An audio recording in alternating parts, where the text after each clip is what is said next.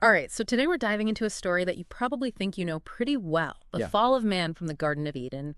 You guys keep sending us Genesis, so we know you want us to unpack this one. Yeah. Go deep, way past the surface level. Yeah. It's a story that's resonated for millennia. Yeah. It's not just a historical account, but it's a real look into human nature, our choices, the consequences that come with those choices. So why does this story still speak to us after all this time? That's what we're going to be exploring today. Love it. Okay, so picture this idyllic setting. You know the Garden of Eden, everything's perfect. And then boom, a serpent shows up. Why a talking snake? Like, what's the point of that? Well, that serpent, that's one of the most iconic parts of this whole story. And Genesis describes that serpent as crafty, almost as if it's hinting at, Mm-hmm. a deeper intelligence, deception, almost like temptation itself, whispering doubts and promises. Yeah, these promises are pretty alluring, you know? The serpent tells Eve, you will be like God, knowing good and evil. I mean, who wouldn't want that kind of power? That's right. And it's interesting. If you look closer at Genesis 3:5, the serpent actually says that God knows that eating the fruit will open their eyes, make them like God. So is this pure malice on the serpent's part? Or is the serpent kind of suggesting that there's a different path to knowledge here, one that God maybe is hiding? Hmm. Okay, so maybe it's not just about a bad snake, but about different ways of knowing things, different types of knowledge. But obviously, you know, things go south, Eve eats the fruit, gives some to Adam, and suddenly they realize that they're naked.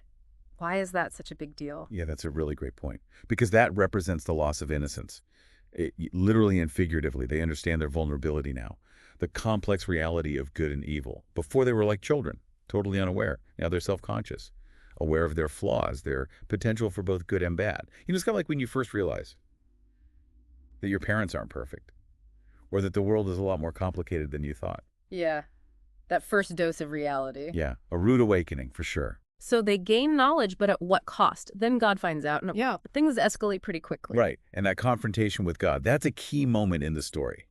Because Adam, he tries to deflect the blame. He says, the woman you put here gave me the fruit. So he's blaming Eve, and even indirectly blaming God, avoiding responsibility. Haven't we all done that at some Well, point? yeah, all the time. Like when you spill something and blame the wobbly table. Yeah. Classic. But Yeah. God gives these punishments to all three of them. Why are they so different? What does that tell us about That's justice? a great question. So let's start with the serpent. The serpent gets cursed to crawl on its belly, eat dust, humiliation, separation from God, the price of leading Adam and Eve astray. Makes sense. And Eve, she's punished with pain and childbirth. Seems a little rough considering the serpent tricked her. Well, it is. It is a harsh reality of life, right? Bringing new life into the world. But remember, this is an ancient story, and some argue that this punishment reflects the societal views of women at the time, associating them with childbirth and its difficulties. Yeah, that's a good point.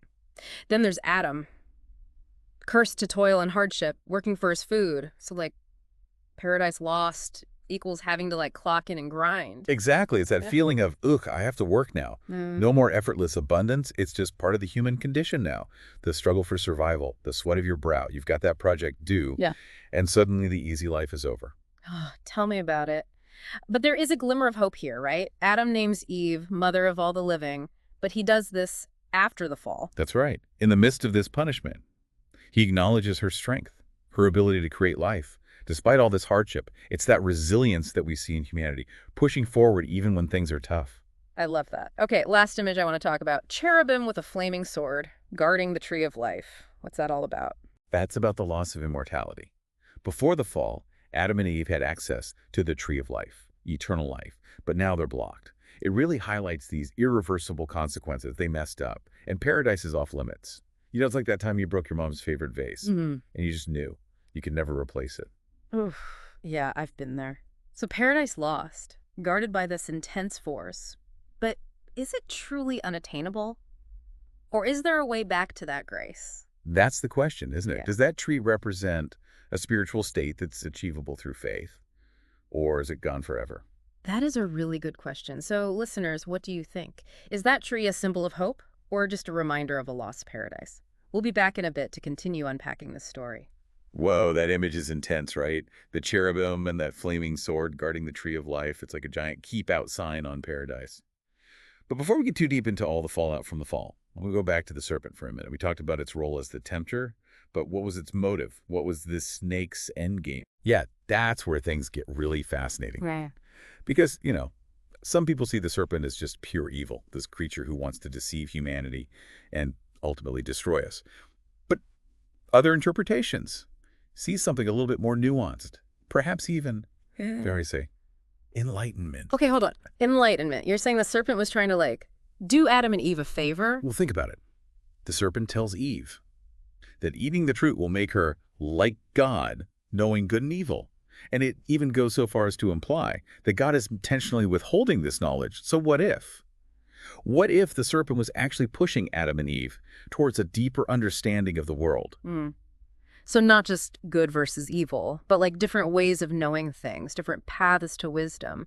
But that raises a question for me. Were Adam and Eve even truly free to make that choice? Yes. Free will. Yeah. The million-dollar question, right? If God already knew that they would disobey, did they really have a choice? Right. It's like God saying, don't touch that hot stove, knowing full well you're going to burn yourself. Did you really have a choice not to touch it? It feels like a setup. I see what you're saying. But some argue that God's foreknowledge doesn't actually cancel out free will. Think of it this way. You know that your friend always orders pizza when you go out, but they still make that choice every time, right? Maybe it's similar with God and humanity. God knows all the possible outcomes, but we still get to choose our own path. Okay, so maybe it's not a puppet show. But if we are truly free, could our choices actually, mess up God's plan? Now you're getting into some really deep theological territory. Some believe that God's plan is flexible, that it can accommodate all of our choices.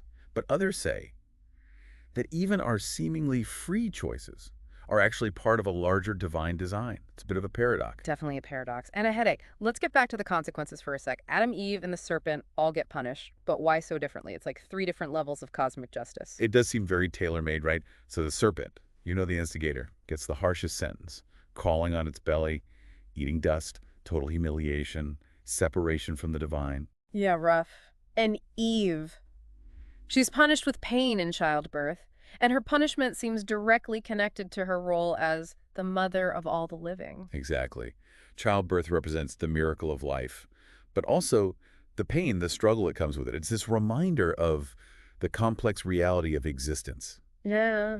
The duality of joy and suffering. And it also raises some really interesting questions about how women were viewed in that ancient context. Right. And then there's Adam, who gets stuck with all the toil and hardship, no more free lunch in paradise. It's like, remember we talked about Adam and Eve realizing their own nakedness? Well, Adam's punishment kind of takes that a step further. They're exposed, they're vulnerable, and now they have to actually work for their own survival. No more effortless abundance. Yeah, it's that feeling of having to hustle and grind. Paradise Lost equals having to clock in and grind. No more lounging around in the garden. Exactly. That feeling of, ugh, I have to adult now. The easy life is over. Responsibilities are piling up. You've got bills to pay, deadlines looming, Paradise Lost. Ugh, don't I know it. But even in the midst of all this punishment, there's this little glimmer of hope. Adam names Eve mother of all the living, but he does this after the fall. It's such a powerful moment, right? Because in the face of all this adversity, he recognizes Eve's strength, her ability to create life, even in a world that's now full of toil and hardship. It speaks to the resilience of humanity. It really does. Speaking of resilience, I want to shift gears for a second. We've talked about the serpent's motives, free will, punishment. But there's another element to this story that I find really fascinating. Remember how Adam immediately blames Eve when God confronts them? What's that all about? Oh yeah, that's classic blame shifting, isn't it? Even in the Garden of Eden, we see this very human instinct to avoid responsibility. It wasn't me, it was her. It's like when you're late for work and you blame traffic, even though you hit the snooze button 5 times. We've all been there. Exactly. But it also kind of raises the question, was Eve really to blame? Or was she also a victim of the serpent's deception? Yeah. Okay, so maybe there's more to it than Adam just being a jerk, but let's not totally let Eve off the hook here. She did take that first bite. That's true, but maybe that's the whole point. The story isn't necessarily about pointing fingers and placing blame. It's about trying to understand these complex themes of choice, temptation, and the consequences that follow. It's about being human. Yeah, it's messy, no easy answers. Just a lot to think about. All right, welcome back to our deep dive into the fall of man from the Garden of Eden. From talking snakes to blame shifting, we've covered some serious ground today. We sure have. We've explored human nature, choice, consequences, and that age-old question, was it all part of a bigger plan? Right. And before the break, we left you with this thought. Knowing the consequences, would you take a bite from that tree of knowledge? Yeah, would you risk it all for that forbidden knowledge, even if it meant being banished from paradise? It's a tough question. I mean, would you rather live in blissful ignorance or face reality head on, even knowing it might bring pain and suffering? Yeah. There's really no right or wrong answer there. It's a choice that each of us would have to make. But the story kind of suggests that knowledge, even with all the baggage that comes with it, can be powerful. It might lead to pain, but it also really opens your eyes to how the world really works. Absolutely. And, think about all the scientific discoveries throughout history, discoveries that challenged the status quo, sometimes even caused major upheaval, but they ultimately led to a better understanding of our universe. Yeah, so maybe the fall, while tragic, was actually a necessary step forward for humanity. It kind of pushed us out of the nest, so to speak. We had to grow up, face our flaws, and realize that good and evil aren't always so black and white. And in that process, we learned about resilience, our ability to adapt and overcome challenges. It's like a seed that needs to crack open in order to sprout and grow. The fall wasn't the end. It was just the beginning of a new chapter. I love that. And that brings us to our final takeaway for today, the story of Adam and Eve. This isn't just some ancient myth. It's a mirror reflecting the human condition. We're flawed. We make mistakes.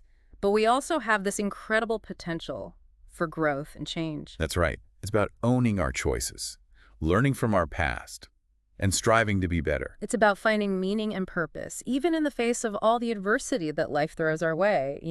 We're not just living out some pre-written script. We're all writing our own stories. So as we wrap up this deep dive, here's something I want you to consider. What will your chapter in the story of humanity look like? Yeah. What choices will you make? What impact will you have on the world? Until next time, keep exploring, keep questioning, and keep diving deep.